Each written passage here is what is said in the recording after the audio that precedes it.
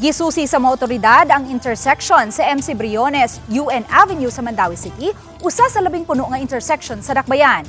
Daghan ang gitrabaho sa dapit aron maalibyuhan ang kabugat sa dagan sa trapiko. Ang report ni Nico Sereno. Nag-inspeksyon ang opisyal sa team o contractor sa gitrabahong intersection sa Mandaue City. Kining iskina sa MC Briones, JP Rizal ug UN Avenue gikonsidera nga usa sa labing busy nga intersection sa Dakbayan. Maong mupatuman og kabag-uhan sa traffic scheme.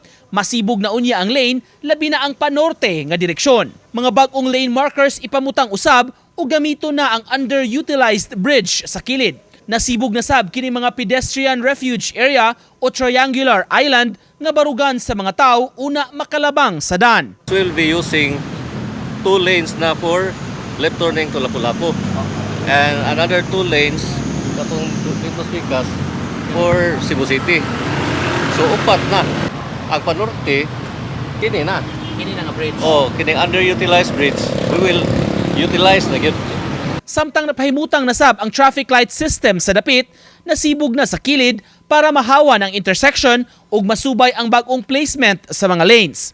High-tech ang traffic light nga dunay adaptive system. May mga sensors nga gipamutang aron ma-monitor ang volume sa trapiko ug dunay adjustments nga ipatuman sa timer matag direksyon. The presence and absence of vehicles, malalaman din ng system to reallocate yung mga times.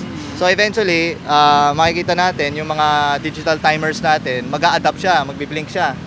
So once na nag-blink siya, nag-change na yung time, nag-reprocess na siya in real time. Matod sa labaw sa team, posibleng human sa Holy Week, hingpit nang maimplementar ang tanang kabag-uhan sa maong intersection. Gilaumang dakog ikatabang kini sa maong busy kaayo nga intersection sa Mandaue. Congestion diri ba? Kay with this, ang imong habwa ba, volume naman gud. So mo na nga next dire isang among sulbaron kato ng mga next phase nga kuan kato mga intersection kay mao man gud sila yung mga mudawat gud. Uban ni Godfrey Relien, Nico Sereno,